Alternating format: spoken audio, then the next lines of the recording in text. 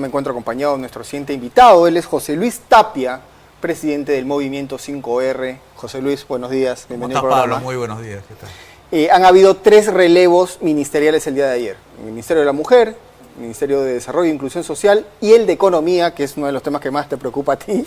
Es el señor José Salardi, ¿no? Ha tenido cierta experiencia en los ministerios de Produce, también me parece en el periodismo económico. Sí, ¿a ti te da garantías de que pueda hacer un mejor papel que José Arista? Obviamente tiene las competencias, ¿no?, necesarias para la gestión pública. Además tiene sus maestrías en administración, lo cual le da una ventaja para poder hacer la gestión, ¿no? Lo que sí me preocupa es por qué lo cambiaron al ministro Arista, porque justamente la crítica que se le hacía a él era que el déficit fiscal lo tenía muy alto. ¿4% me parece? Entonces ese 3%, 3,6% ya está observado por los principales economistas del país. Entonces al cambiar, yo lo que estoy especulando, porque no hay prueba de nada de esto, pero mi especulación es que a lo mejor el nuevo ministro de Economía va a seguir relajando esa regla. A mí me da la impresión, no es porque vaya a entrar y vaya a ser austeridad, sino porque ya se viene el periodo electoral y ya sabemos que la presidente Boluarte no va a querer salir en los términos como viene ocurriendo ahora entre el 94 y el 95 de desaprobación. Entonces yo creo que va a aflojar un poco por el gasto corriente. Mano, digamos. Sí, no tanto como para que llegue a 4, pero no va a ser el esfuerzo de austeridad que era lo normal, lo que sí ya se le estaba pidiendo, y Arista le dijo no a Petroperú, dijo yo no voy a salvar a Petroperú esta vez. Y me parece que algo por ahí se puede ir descartando, ¿no? Ahora, preocupa mucho lo del déficit fiscal, ¿no? Perú, que es un país tan respetado en materia macroeconómica a nivel internacional, ese tema, el déficit fiscal, ya comienza a... Míralo cómo está Bolivia, ¿no es cierto? Sí, correcto. Lo que sucede es que parece ser, para la mayoría de la gente, que el déficit fiscal no le toca el bolsillo. Pero yo lo voy a explicar por qué sí le toca el bolsillo. El déficit fiscal es un indicador de cuando el gasto es superior al ingreso. Se refiere básicamente cuando los impuestos no alcanzan, porque a todos nos cobra impuesto, y entonces no alcanza para cubrir los gastos del Estado. Los gastos por lo general crecen más rápidamente que los ingresos. Entonces ha ocurrido esto en los últimos 2 años. La presidenta Boluarte ha aumentado el gasto para mantener su popularidad, aunque claro, la parte política le ha disminuido, ¿no? Sin embargo, la recaudación tributaria en el año 2023 ha sido menor con respecto al 2024. Entonces, cuando ha habido incremento en el 2024, no ha llegado a cubrir por el ritmo del gasto en remuneraciones, principalmente sector salud, también los rescates de Petroperú, que se han incluido dentro del gasto, porque son miles de millones que se han gastado, lo que ha hecho que la tendencia al gasto haya subido en mayor proporción al incremento del ingreso. Ahora bien, ahora llevémoslos a la parte del bolsillo de la gente. ¿Y eso en qué medida a mí me afecta como persona? Cuando incumple una regla, los agentes que prestan dinero, por ejemplo los bancos de afuera, se guían de unos reportes que le envían del Perú hacia Washington o hacia Nueva York, donde está la plaza financiera. Cuando ese reporte llega a las manos de los inversionistas y los bancos, llegan con una nota, le dicen, el Perú ha incumplido su regla fiscal del 2% y está en 3,6, o sea, 1,6 más de lo necesario. Entonces le encienden las alarmas, lo ponen en un numerito y además le ponen un colorcito ámbar. Que son estas calificadoras de riesgo Calificadoras de riesgo. Moody's, Standard & Poor's, Fitch, ellas son, ¿verdad? Ellas son. Estas personas que los corresponsales de aquí le envían la información allá, entonces los bancos toman previsiones frente a esa eventualidad del déficit fiscal. Ya está incumpliendo su promesa, entonces ha subido un poquito el riesgo. Yo se lo traslado ese riesgo a los bancos privados peruanos cuando solicitan créditos al extranjero. Yo se lo traslado por ser una economía con un poquito más de riesgo por incumplimiento de ese déficit fiscal. Les aumentan el interés. Le aumenta el interés Por ejemplo, debieron haberle vendido a 10% y le suben 12%, porque ha Y eso aumentado se el lo riesgo. trasladan acá al público. Exactamente, los bancos peruanos reciben Ya. ese crédito y eso se lo trasladan a los que piden crédito aquí y además a las empresas.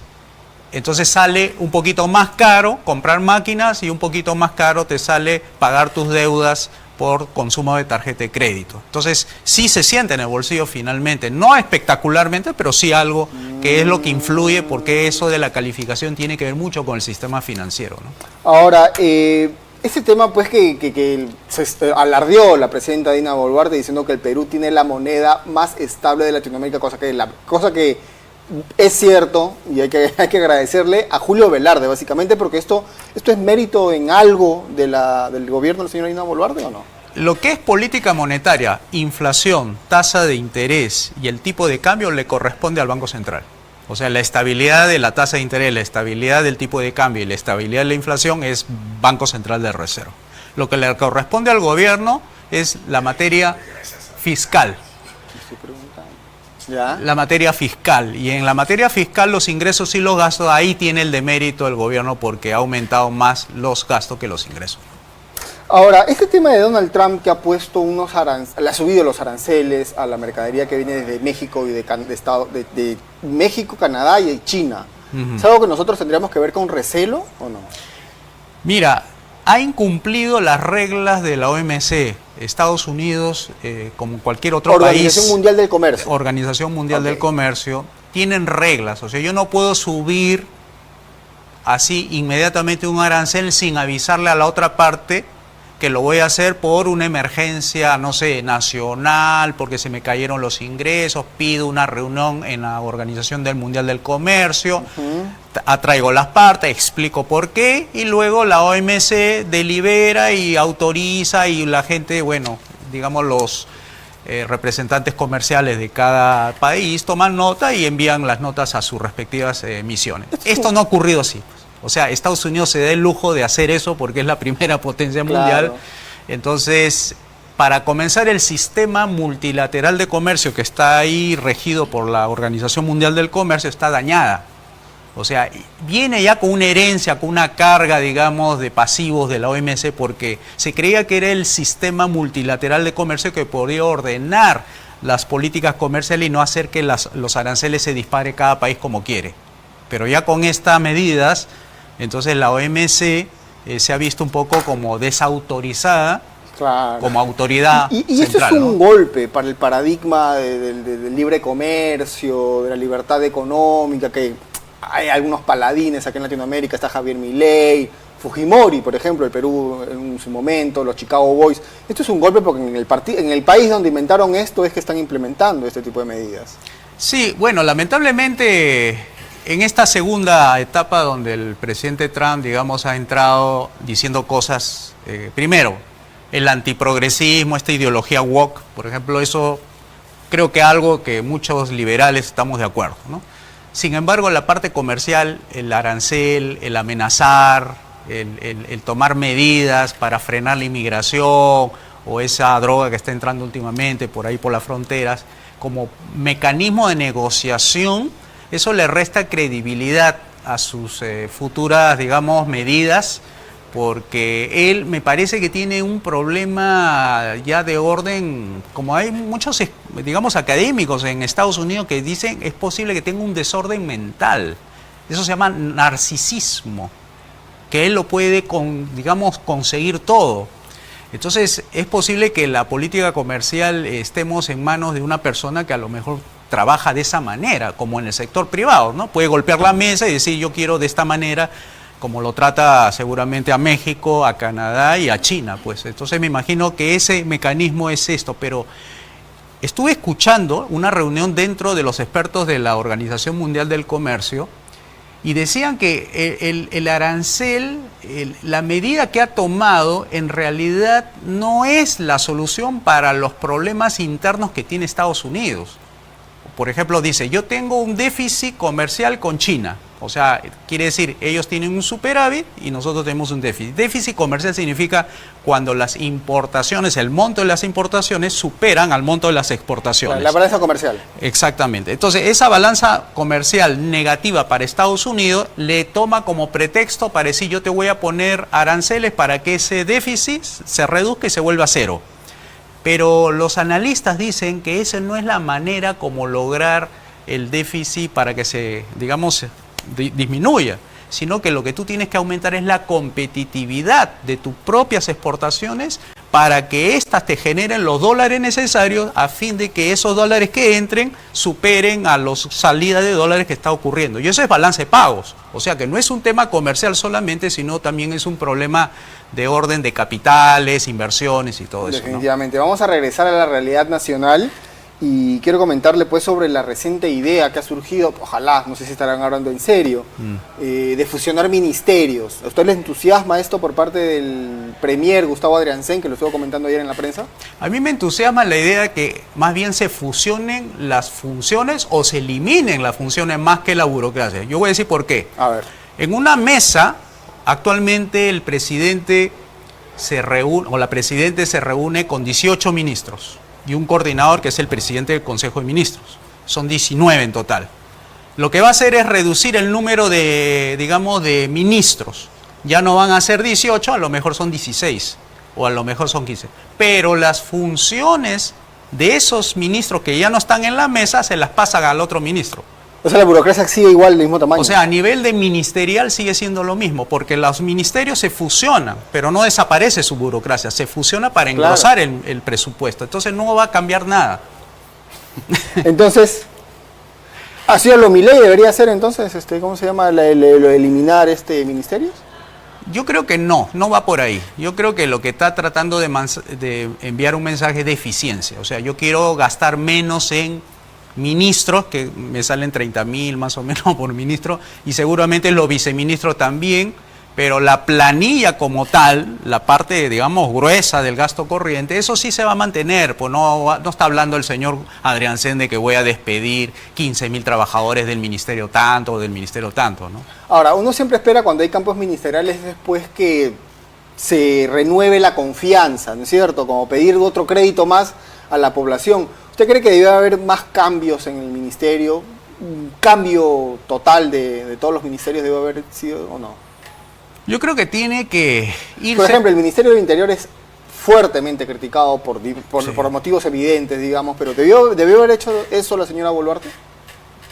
Yo creo que dos temas. A ver. El de economía y el de interior. El de economía ya hizo su parte, o sea, ya nombró una persona, pero falta el Ministerio del Interior. Porque esos son los dos temas ahorita angulares que la gente está pidiendo. Quiero mayor seguridad y mejorar mi bolsillo. Ya dio un primer paso en la parte económica, pero la parte del interior no. Además, son cambios, a mi parecer, son cambios cosméticos. Lo que tenemos que entrar son reformas profundas. Yo creo que por ahí debe ser el camino. Abrir el mercado, desregular, privatizar, por lo menos comenzar como para dejarle al próximo gobierno la necesidad de profundizar las reformas, ¿no?, liberales, ¿no? Ahora, surgió de nuevo pues el tema de la reelección de alcaldes y gobernadores regionales. ¿Es necesario renovar, ¿cómo se llama?, la confianza de los gobernadores regionales en los alcaldes?